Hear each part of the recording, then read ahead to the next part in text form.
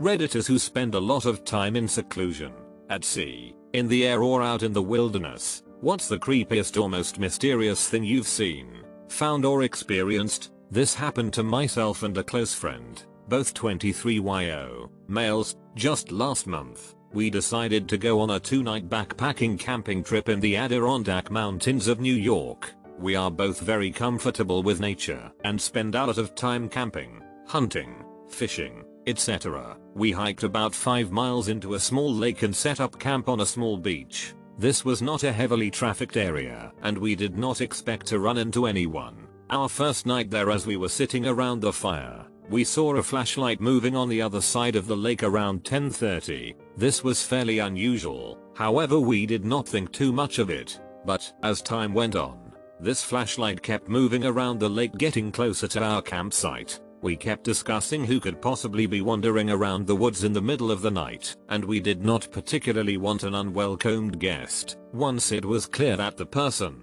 or people, were heading for our campsite, we moved off into the woods nearby to see who wandered up. I took a small axe with me, and he had a .22 rifle. Now we weren't expecting trouble, and we certainly didn't want to make any, but we figured we might as well cover our bases. Now, the moment of truth. The flashlight comes near the light of our fire and it is one man. He has a beard and is probably in his mid-40s. The scary part was he was carrying what turned out to be a pump-action shotgun. He walked around the campsite a few times, and then proceeded to enter our tent. After rummaging around for a minute or so, he came out and started yelling, "I know you're out there. Why don't you come and say hello?" My friend and I remained motionless under a hemlock tree about 50 yards away. That is when the man proceeded to fire his shotgun into the woods, not too far from where we were. He also swung his flashlight around several times. After what felt like hours, he grabbed my friend's backpack and a few articles of clothing we had drying off near the fire and threw them into burn. My friend, who had trained the .22 at the man, asked me if he should shoot. I told him absolutely not, unless he spots us and starts to point the gun in our direction. Thankfully the man moved off from where he had come after a little while. We waited until his flashlight was on the other side of the lake, ran out, grabbed everything we could fit in my pack and took off. It was now around 2 or 3 a.m. We ran out the trail with flashlights, and made it back to my car as the sun was coming up. We immediately went to the police department and reported it, where we also spoke with some forest rangers. That was it. I haven't heard anything back from the police. It wasn't mysterious, however it creeped the hell out of both of us. This story takes place in August of 2013, in the mountains of southern Oregon. I am a USAF Security Forces airman, military policeman. My girlfriend was at work, and as a swelteringly hot day began to turn into thunderstorms, my buddy Nick, another military cop, and I decided to go explore some back roads and get out of the heat in town. Southern Oregon is crisscrossed with logging roads, some actively used, and many totally forgotten and grown over. Nick and I spent many of our days off starting on roads that we knew, finding roads we didn't know, driving for hours into the mountains, eventually navigating back to paved roads. On this particular day, with storm clouds building over the mountains, we set off on a road we had never been on, and began the drive into the mountains. After driving for around an hour, we hadn't seen nor heard any signs of other people in the woods. We rounded a bend in the thick fir woods and emerged in a meadow that was totally surrounded by thick aspen groves. The meadow was perfectly flat and eerily still. We both noticed the strange stillness almost immediately. No birds, hardly any insect noise, no squirrels, and certainly no other people. On the far side of the meadow, right at the edge of the tree line, there was a picnic table. The table was very odd. However, it was painted a bright orange, and was much larger than a typical picnic table in a park. Remarking on this, Nick drove through the meadow to get a closer look. I remember being apprehensive as we approached. The whole scenario was exceptionally strange. The overall silence of the aspen grove was unsettling. Also, it was nearly impossible to see far into the trees as aspens grow extremely close together. When we parked by the table, I hopped out of the passenger seat of the truck to check it out. I'm not very tall, only about 5 feet 5 inches. Regardless, the table was ridiculously oversized and practically unusable. The seats were nearly at chest level, meaning I would have to climb up to even sit on them. As I was looking at the table, Nick called me over to the truck, and I noticed he was looking back into the aspens. At first, I couldn't see what he was looking at, but then I noticed a splash of color that was completely out of place in the thick trees. A small one-man tent was set back in the trees, about 50 feet from the strange table. I had an initial feeling of dread, and felt certain that there was someone in the tent, and if we could see the tent, they could see us. There were no campgrounds in this area, no people, no main roads for miles. Surely someone camping so remotely would be, at the very least, a strange person. However, as we observed the tent, we didn't see any movement or hear any sounds coming from it. Nick suggested I call out. I didn't want to, but I did. "Hey, anyone in there?" I yelled. No reply. Feeling completely on edge, Nick and I thought about driving away and leaving this strange area, but we began to fear the worst. What if there was a body in the tent? What if somebody had gotten kidnapped? Foolish, I know, but we thought it, all the same. After some debate, we decided to have Nick turn the truck around to drive away from the camp. Should we need to leave in a hurry, he would be waiting behind the wheel. With my heart pounding, I started walking through the trees towards the tent. I was totally keyed up with my senses on full alert. When I reached the campsite, several things struck me as odd. Backpacks were scattered all over. No fire had been built. No wood collected. The tent was literally full of backpacks and women's clothing. Full of dread, I turned to leave and tell Nick what I had seen. As I left, I heard Nick start yelling, "Let's go. Let's get the F out of here." Not knowing why he was yelling, I ran back to the truck. When I broke out of the trees, I saw a beat up old Ford Taurus on the road, blocking us from leaving the meadow. I immediately leapt into the passenger seat, and Nick floored the gas pedal. The car was occupied by 2 men. A third person was laying against the window in the back. As we drove across the meadow, the driver attempted to block us from the road, but Nick drove around them and accelerated the way we had come from. I looked back and saw the car attempting to turn around on the narrow road. Nick drove like a madman, and though I was honestly terrified that they would catch up, we hit the highway without seeing the car again. I still do not know if the person in the back was male or female. I called the state police, and they promised to send a trooper out to check out the scene. However, I received a call the next day from a trooper stating that the campsite, the backpacks, and the women's clothing was all gone. Though he could tell people had been in the area, the strange table was still by the thick aspen grove. I have not returned to the area and do not intend to.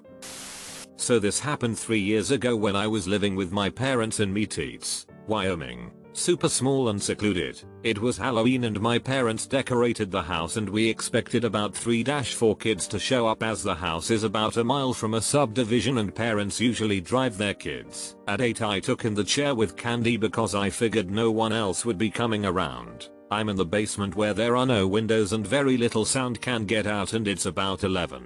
All the lights upstairs are shut off because I'm going to bed. I hear a knock at the side door, which no one ever knocks at. I go upstairs and the floodlight which usually turns on automatically wasn't on, so I flipped on the other light that lights up the basketball hoop area. There's a person in one of those old man masks that have the crazy hair just standing there. He is just looking at the house. He sprints to the back where the patio is. I hear loud banging on the back windows. Honestly the loudest kicking I've ever heard. I rush over and the person is just staring. Then he runs away and I don't hear anything for 5 minutes or so. Then I start hearing the knob to the main door being forcefully jiggled back and forth. I ran upstairs to the bedroom and went to the crawl space in the attic. I immediately dialed 911.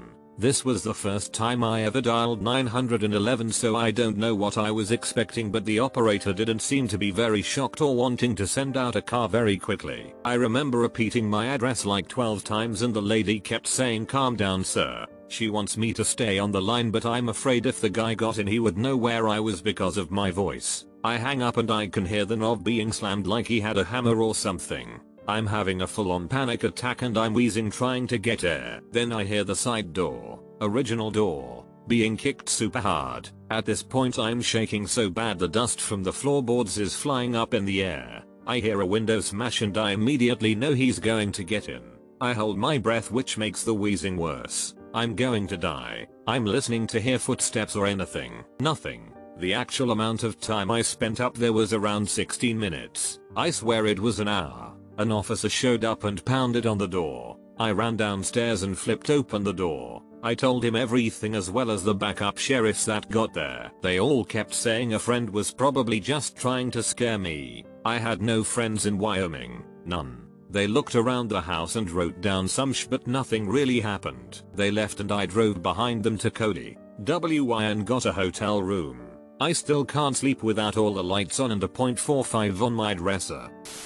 Posted this a while ago but it's still the creepiest thing that's happened to me. This is long, I apologize. But it is hard to express in TLDR form. I grew up in the Arctic, in the town I lived in. As long as it was a clear night, it was an extremely normal occurrence to see all sorts of strange lights move across the sky. Keep in mind the winter is long in the Arctic, which means longer amounts of time being spent under the stars. It's quite beautiful, as long as you don't mind the cold so much. Sometimes I would drive a snowmobile a few kilometers out of town, shut it down, and just lay down on the snow looking up at the majesty of it all. The only thing disturbing the silence being the occasional breeze. The northern lights are also a common occurrence. Doesn't happen every day, but often enough that they start getting ignored after a while, as long as they aren't too spectacular anyway. On one particular night, without asking my parents, it was their snowmobile, I decided to go on one of my midnight drives out of town. I drove a few kilometers over the hills to find a spot devoid of light pollution from town, shut off the machine, and settled into a good spot to look up and be introspective. It wasn't all that interesting a scene.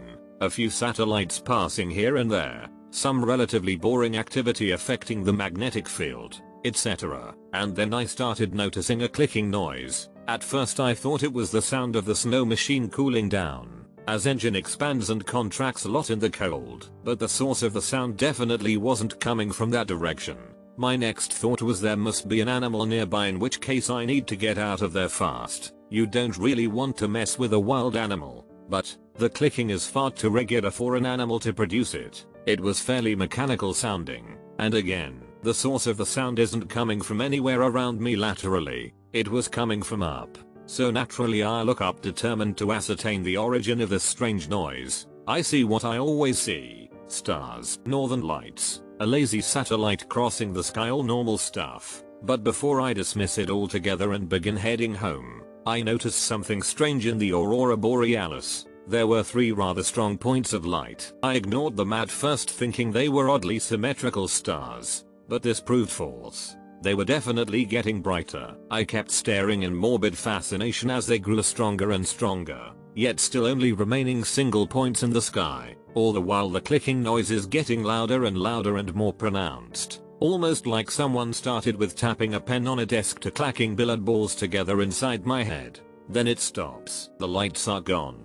The clicking is not heard, and aside from being a little stiff, cold, and rather petrified, I'm fine. So I jump back on the snowmobile thinking maybe I'm going crazy. The machine takes a little longer than usual to start up, and I'm beginning to worry, but soon it's running and I'm heading back to town. As I'm driving back, several plausible scenarios as to what occurred are running through my head. I'm thinking it could have been a helicopter from the mine, or some strange northern lights behavior, etc. Probably not that big a deal. I pull up to my house. Lights are all dark. Strange. It wasn't that late when I left. Open outer door as quietly as possible. Remove winter gear. Enter inner door. House is quiet. Really quiet. My parents are teachers and are usually up late marking or watching TV. All I'm thinking is I have to get to bed without anyone noticing. Proves to be easy as I'm soon under my covers. I go to set my alarm for the next day. All of the sudden everything makes sense. Engine hard to start. Stiff. Rather chilly. Nobody up when I was gone what felt like relatively short period of time. It was almost 11 PM when I left, and now it was creeping up on 6 AM. I stood, staring at clicking lights for almost 7 hours. I never ended up sleeping that night, and I don't go on late night snow machine rides anymore.